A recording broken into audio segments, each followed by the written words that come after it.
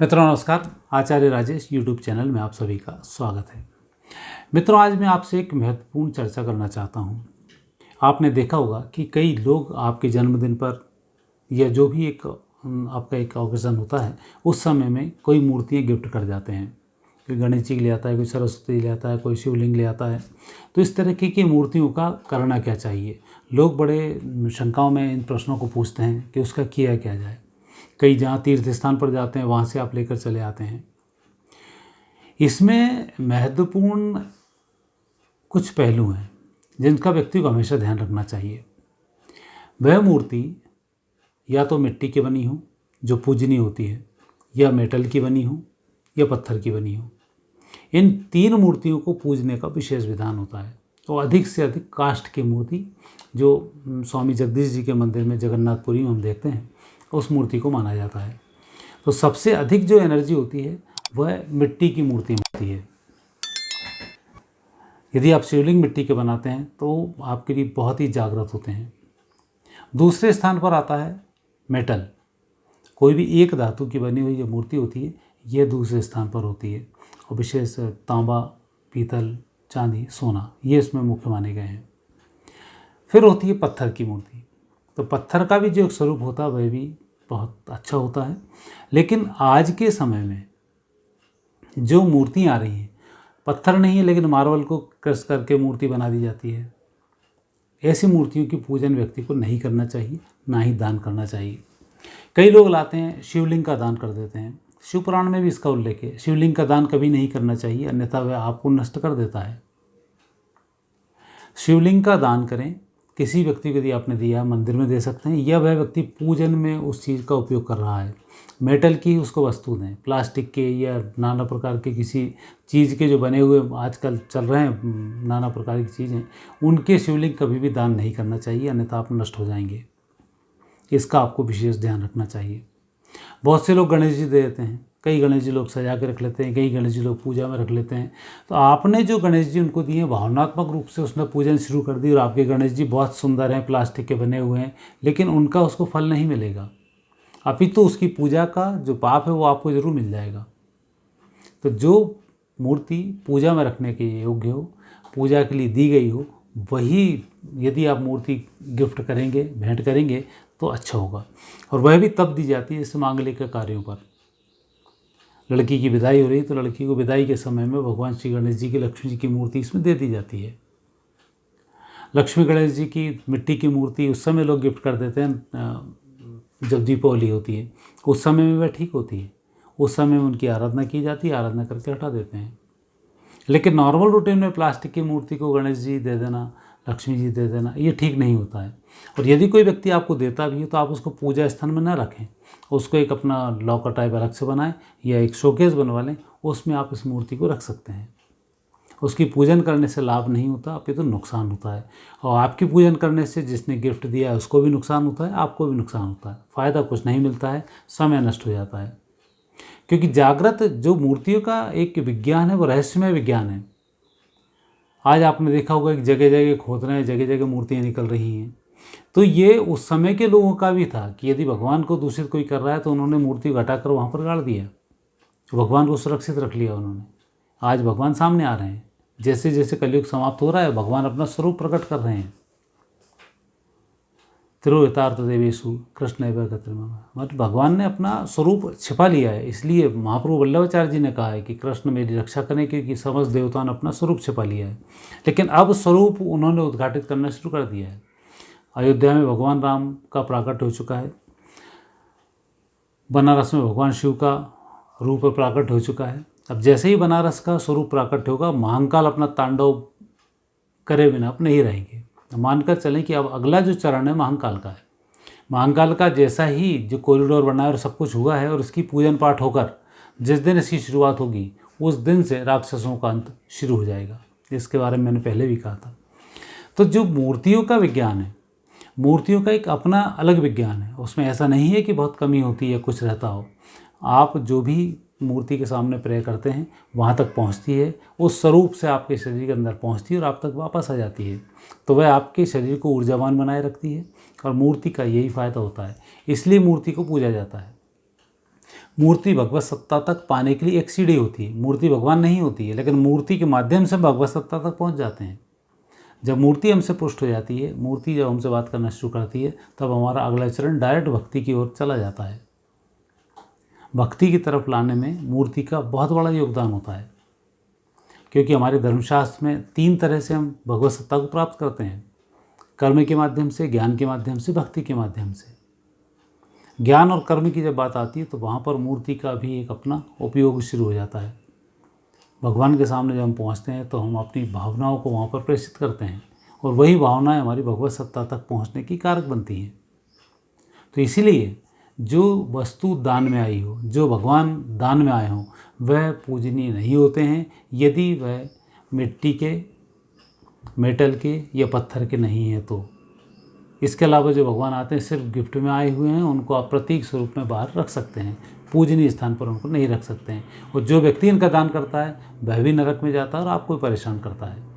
नरक में जाना, स्वर्ग नरक किसी ने नहीं देखा, परंतु आप देखेंगे कि यदि आप प्लास्टिक की भगवान वगैरह किसी को दान करेंगे आपको नुकसान होगा।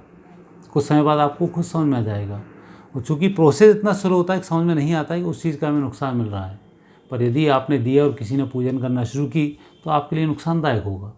तो वहाँ आपको इसका विशेष ध्यान रखना चाहिए। और शिवलिंग तो कभी भी गिफ्ट में नहीं देना चाहिए।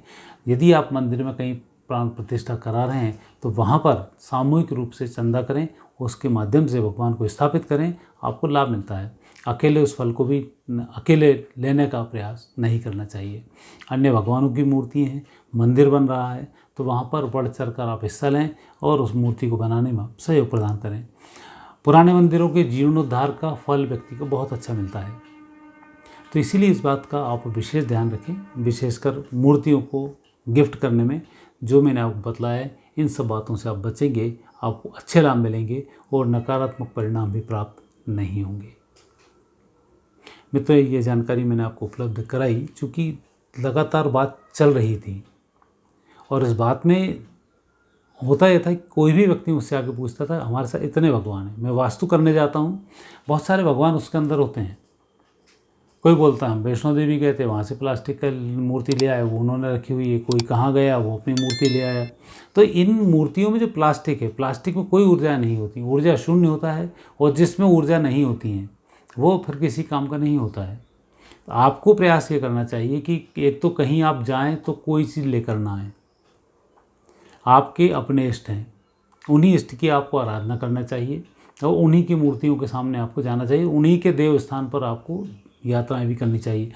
जहाँ तक फोटोग्राफ का सवाल है, कई लोग आज कैमरा लेकर, हर व्यक्ति के पास मोबाइल है, भगवान का फ़ोटो खींच के कैमरा रखते हैं और उससे फ़ोटो खींच कर घर में बनवा के रख लेते हैं। वो दर्शन उस दिन के होते हैं जिस दिन आप दर्शन कर रहे हैं। भगवान का स्वरूप प्रतिदिन बदलता है, तो आप हमेशा वेक में ही रहेंगे जब आपने पुराना स्वरूप यदि लिया है तो वहाँ आपको ध्यान रखना चाहिए कि जो फ़ोटो खींचे हुए हैं, इन फ़ोटो की आराधना ना की जाए। आप उनके प्रतीक हैं, उन प्रतीकों की आप आराधना करें, आपको लाभ मिलेगा। वैष्णवों में आपने देखा होगा भगवान को पुष्ट करते हैं और आपके पास पधराते हैं, लेकिन उसमें जो गुरु होते हैं वो एक तरीके की साधना करके अपनी शक्ति को वहाँ पर प्रतिस्थापित करते हैं और उसके माध्यम से भगवान आपसे बातचीत करना शुरू कर देते हैं। वो एक अलग है, चित्र हाथ का बना होता है, प्रिंटेड चित्र नहीं होता है, और विशेष प्रकार के कलर्स होते हैं, विशेष प्रकार की साधना से उनको सिद्ध किया जाता है। तो वो एक अलग विषय है, उसको लेकर नहीं बैठना कि चित्र हैं तो लोगों ने चित्र घर के बाहर कर दिए, तो वहाँ आपको ध्यान रखना चाहिए।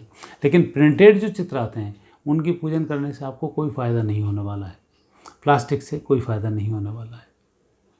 और इसमें जो मूल बात आती है, शिवलिंग को लेकर कई भ्रांति होती है और कई लोग भगवान शंकर को भोला भंडारी मानकर चलते हैं।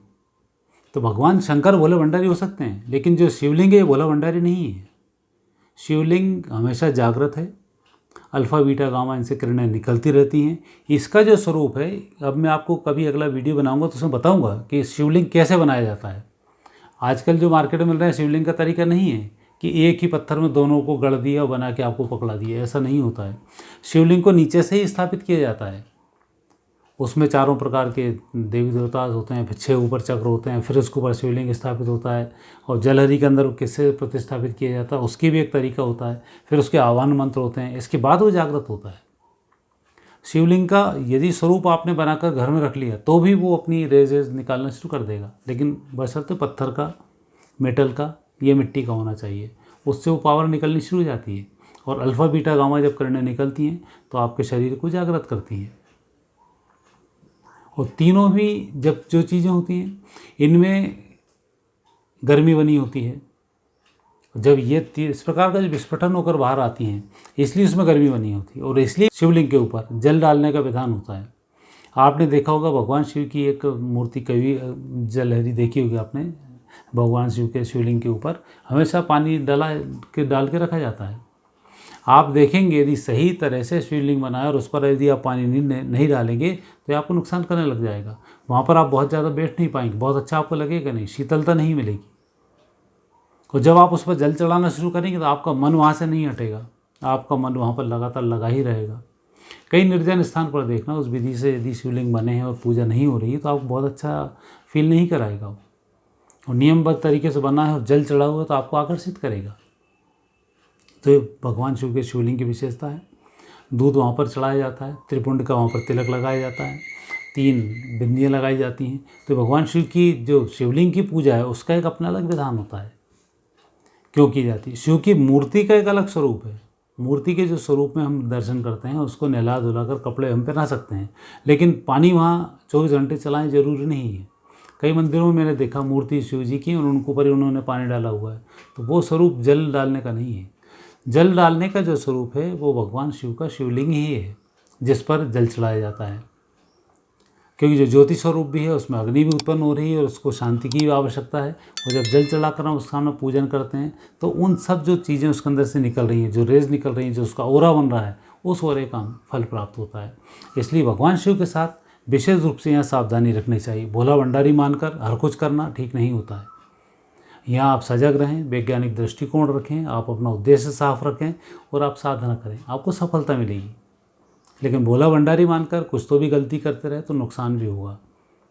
शिव भोला भंडारी हैं, पर शिवलिंग जो है वो ब्रह्मांड का एक ऐसा रहस्य है कि ब्रह्मांड में इस भूमि पर कोई भी देवता आ जाए, चाहे विष्णु जी आए चाहे कोई आए, बिना शिव की आराधना के वो तर नहीं सकते हैं। इसलिए हमारे यहाँ पर 3 मुख्य माने गए हैं। महाकालेश्वर, जिनकी पूजा हम पृथ्वी लोक के वासी करते हैं और उनसे भी लाभ मिलता है, वो ज्योतिर्लिंग स्वरूप में है, 12 ज्योतिर्लिंग हैं जिनकी हम आराधना करते हैं।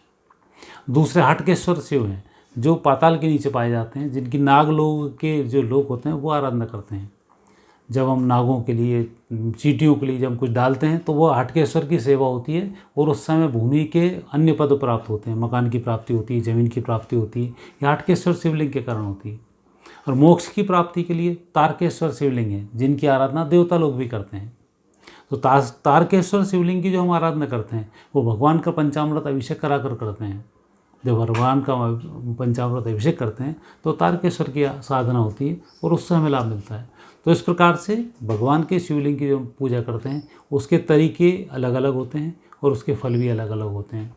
तो वहाँ तरीके से सेवा करें, बहुत अच्छा लाभ मिलेगा। और जरा सा करेंगे नेगेटिव प्रभाव पड़ेगा, इसका विशेष ध्यान रखें। मित्रों, ये वीडियो आपको कैसा लगा आप कमेंट्स बॉक्स में कमेंट्स अवश्य करें। यदि आपको अच्छा लगता है तो मेरे YouTube चैनल को सब्सक्राइब करें, बेल आइकन प्रेस करें और मेरे नोटिफिकेशन आप तक मिलते रहेंगे। धन्यवाद।